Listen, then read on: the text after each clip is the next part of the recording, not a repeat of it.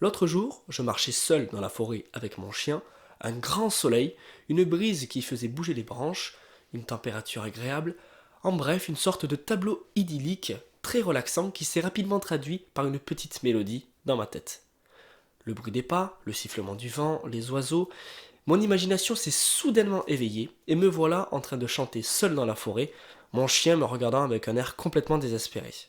Eh bien, figurez-vous que ça, c'est très fréquent, ça peut arriver à tout le monde, et c'est même arrivé à l'un des compositeurs les plus influents de la musique française du XXe siècle, Jacques Ibert. Il en écrira une pièce nommée Escale, une suite symphonique composée entre 1920 et 1922, jouée pour la première fois en 1924 par l'orchestre Lamoureux. Dans les années 20, il participe à une croisière en Méditerranée dans laquelle plusieurs escales seront organisées.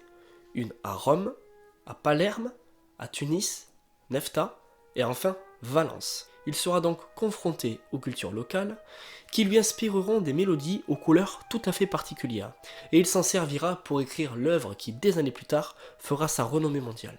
Maintenant, mettons quelques éléments au clair. C'est quoi une suite symphonique ? En musique, ce qu'on appelle la suite symphonique, c'est tout simplement un groupe de pièces jouées successivement. Déjà à l'époque baroque, où l'on retrouve Bach, c'est lui là. La suite est au cœur de l'intérêt des compositeurs, et celle-ci tournait autour de la danse, encore une notion qui renvoie directement à cette époque. Revenons 2 siècles plus tard auprès de notre compositeur, qui préfère délaisser cet aspect rudimentaire de la danse, jusque-là alors minutieusement respecté, pour créer une suite à l'image des paysages défilant sous ses yeux. La musique devient fonctionnelle non plus pour la danse, mais pour la couleur. Et là, on va mettre un stop. Pourquoi ? Parce que la couleur, c'est la raison même d'écrire de Jacques Ibert.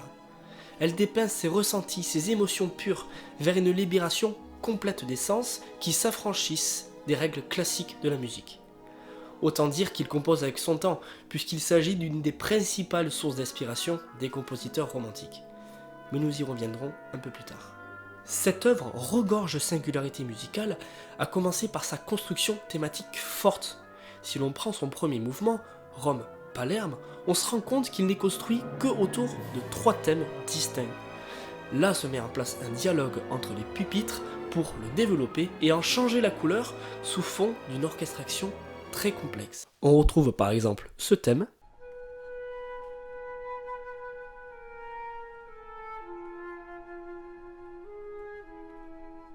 réorchestré par la suite,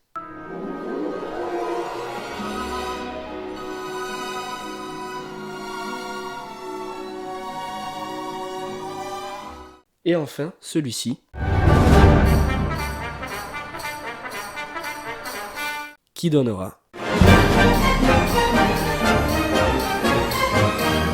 ça, c'est son premier mouvement, rien d'autre. Et bien ces mélodies, elles cherchent à dépeindre son état d'âme, ses sensations et surtout ses souvenirs qui se suivent naturellement comme des surprises qu'il cherche à exorciser grâce à la musique. C'est en quelque sorte une musique unique qui, plutôt qu'écrire une musique pour tout le monde, entièrement compréhensible et qui réunit, comme le voulait Wagner, là on écrit sa musique, qu'on vient archiver, qu'on exploite et surtout qu'on partage. C'est ça les escales de Jacques Ibert. Mais nous ne sommes pas au bout de nos surprises, et il ne s'agit pas que d'un enchaînement de thèmes qui n'a pas réellement grand intérêt. Le bateau ralentit, jette l'ancre, et voilà notre compositeur au port de Tunis avec une virée prochaine pour Nefta. Déjà la tête remplie de musique. Pourquoi s'arrêter en si bon chemin ? Une des grandes tendances à partir de la fin 19e, c'est l'innovation, la découverte et l'exploration d'esthétiques encore peu développées ou qu'on cherche à remettre à la page. Gabriel Fauré est l'un des premiers à le faire avec les modes. Avant tout, la musique modale, comme on l'a décrit, c'est très loin de ce qu'on peut écouter par exemple à la radio. Là, on va globalement parler de musique tonale. C'est une autre histoire. Le mode, lui, ou plutôt les modes, car il y en a plusieurs, c'est un enchaînement d'intervalles immuables pour chacun d'eux. Il s'agit d'un des systèmes les plus complexes de la musique et nous allons prendre tout le temps qu'il faut pour pouvoir le mettre au clair. Ceci est un clavier de piano, avec les notes rangées dans l'ordre de Do, Ré, Mi, Fa, Sol, La, Si, jusqu'à Do. Prenons le mode de Do, appelé le mode ionien. Il vient balayer toutes les notes blanches jusqu'au prochain Do. Le mode de Ré dorien, part de ré et va jusqu'au prochain ré, au-dessus comme en dessous. Des modes, on en trouve partout, en Occident, en Asie et en Afrique du Nord, là où vient de faire escale notre compositeur. Il sera donc confronté à la culture locale, aux sonorités et aux expressions musicales fortes et surtout contrastantes. De cela en résultera l'écriture de son deuxième mouvement avec l'utilisation du mode andalou ou arabo-andalou, avec des intervalles tout à fait particuliers. On écoute.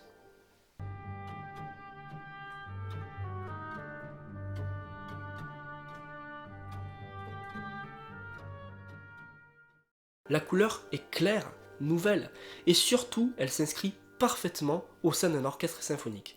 D'ailleurs, Jacques Ibert va jusqu'au bout en utilisant le hautbois comme une représentation des vocalises qu'on peut trouver par exemple dans le makam, musique traditionnelle arabe.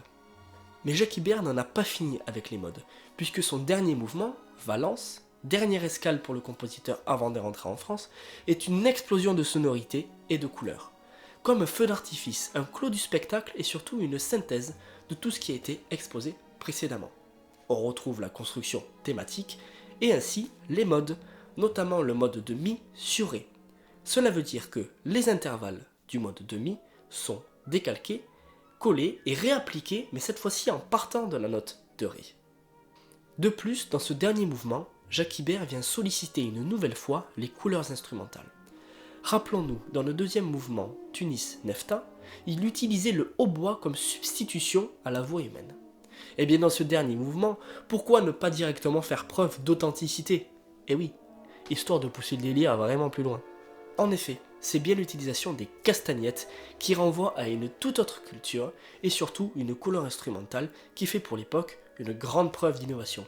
Eh oui, des castagnettes dans un orchestre symphonique, Mozart n'y avait pas pensé. Quoique ça aurait pu être très très sympa. D'ailleurs, il ne se lasse pas d'aboutir à un univers sonore novateur, puisqu'il vient coupler le jeu des castagnettes avec celui du xylophone joué avec des maillotches dures, pour renforcer l'aspect percussif du dernier mouvement, tout en créant une nouvelle couleur instrumentale et timbrique tout à fait hors du commun. D'ailleurs, quelques années plus tard, Schoenberg parlait de Klangfarbenmelodie, traduit la musique provoquée par la couleur des sons.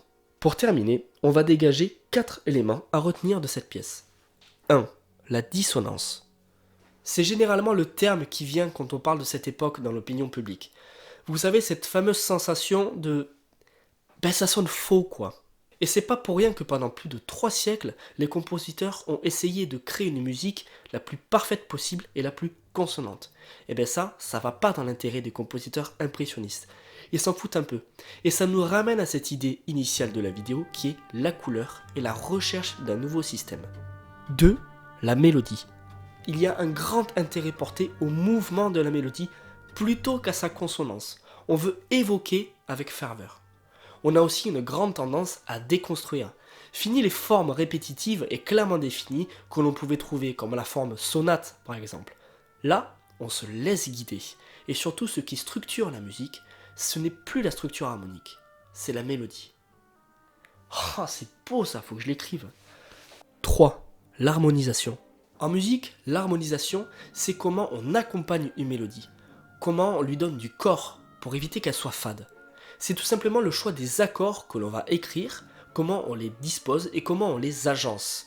Quelle note va où, à quoi elle va servir, etc. Jusque-là, les compositeurs obéissaient à des règles définies justement pour éviter cette dissonance. Ni une ni deux pour Jacques Ibert, lui, il s'en fout. Il écrit comme il entend et il, en quelque sorte, renie les règles classiques de l'harmonisation. Et enfin, 4, l'exotisme. L'exotisme, c'est aller voir ce que fait le voisin et s'en inspirer. Ravel, par exemple, s'y intéresse beaucoup, comme dans son œuvre Scheherazade, aux couleurs tout à fait surprenantes et singulières. De l'Afrique jusqu'en Asie, le choix d'une hybridation de couleurs instrumentales est clairement dans l'intérêt des compositeurs. On cherche à mixer sa musique avec celle des autres. Et ça, c'est l'exotisme. Et ça représente bien l'effervescence musicale et artistique, puisque la musique n'est pas la seule concernée, du XXe siècle. En conclusion, ils font comprendre que la musique a beaucoup évolué durant son histoire pour ce qui est de son approche et sa considération. Et justement, pour Jacques Ibert, la toile musicale est avant tout à taille humaine et représente les émotions et les sentiments. Il ira même jusqu'à citer un jour L'émotion ne s'imite pas. Ce qui compte le plus en art, c'est ce qui surprend et ce qui émeut.